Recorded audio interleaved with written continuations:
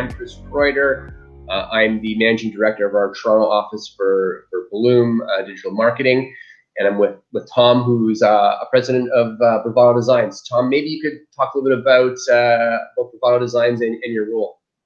Okay, yes. As you said, I lead Bravado Designs, and we at Bravado have been making nursing bras for the last 26 years. And we started in Toronto, and we're still in Toronto. We are pretty obsessed with making the world's best nursing bras, and that's what we do. I did want to talk a little bit about your experience over the last few months and going through COVID-19 and the state of emergency and how that's impacted your business. Before we start there, we started working with you just at the end of last year.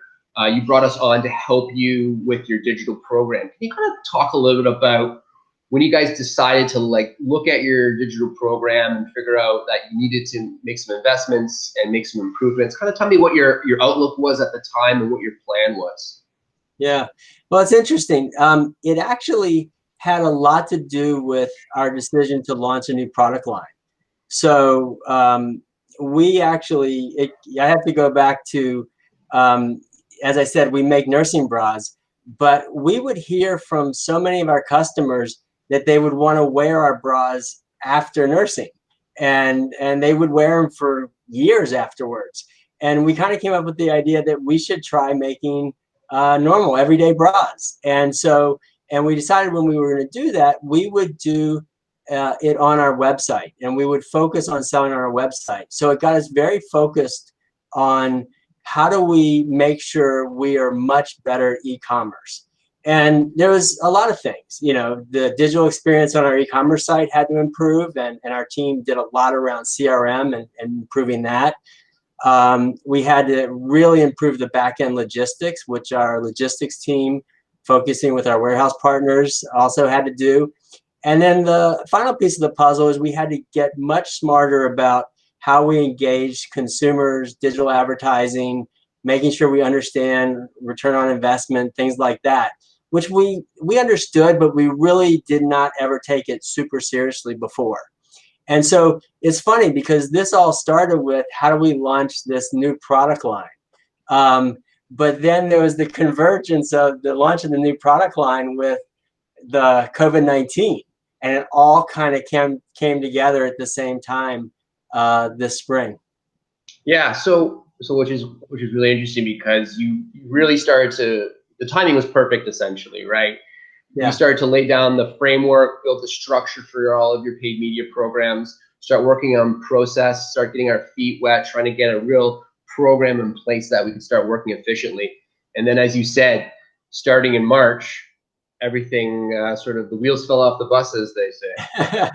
Well, it was interesting because on the one hand, and I will tell you, as the leader of the company, I was very concerned at the end of March. I mean, for the entire company, we had to go from everybody coming in the office, 9 to 5, to working remotely. We also found that the entire brick and mortar channels froze and really stopped. And even some of our major e-commerce customers had to focus on more essentials, toothpaste and toilet paper. And so they even stopped taking shipments. So it was really interesting because late March, even early April, we were concerned about our business.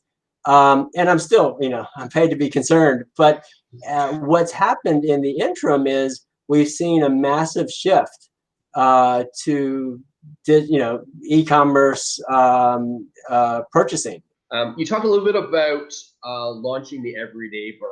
Now, I can imagine launching a new product line after being 27 years in the business on nursing, launching this product during the state of emergency, retail shutdown, wholesale shut down. There's a whole host of other challenges. Can you talk a little bit about what that experience was like? Luckily, we've done a lot of the work as far as product development, working with our vendors prior. So, we knew we had product on the water on the way, to our warehouses. So that part was less concerning.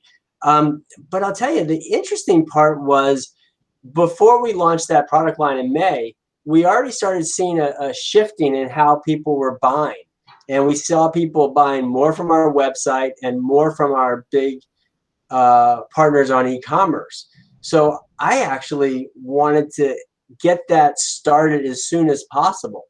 So it was actually not, by the time we launched in May, it was much more a focus of how quickly can we get going, because we're seeing people shift their purchase behavior online at an incredibly rapid rate. No, absolutely. My expertise is more in the media buying opposed to the creative aspect of marketing. But the one thing I think that has helped is one of the challenges of creating new creative assets, where you use a lot of influencers.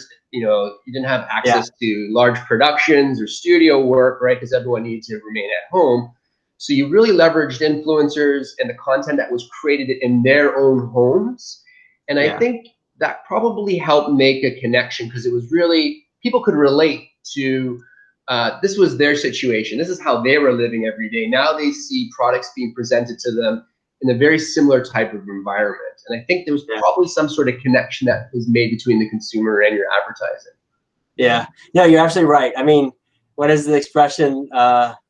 Necessity is the mother of all invention. And our marketing team did a really good job of pivoting from, okay, this is what we have available to us. We have great influencers, and they really engaged those influencers in new ways, and they were able to get, really frankly, all the required marketing communication materials we needed, and it's turned out just fine.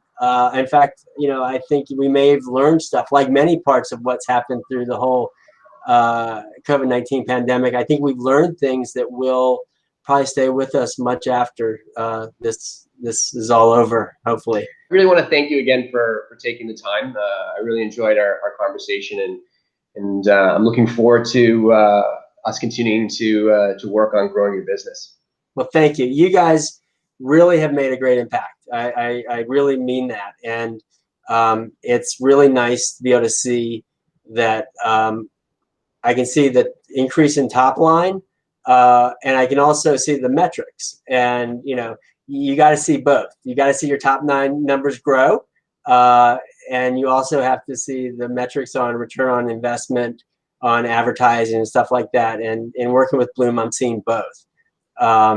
Through Canada, North America, and now we're even expanding to Europe, which is a lot of fun. So exciting. So I think you guys are really providing a lot of value to our company, and I appreciate it. And your team's a lot of fun to work with. So it's all working. Keep it up. Okay. Great. Thank you so much, Tom. I really appreciate it.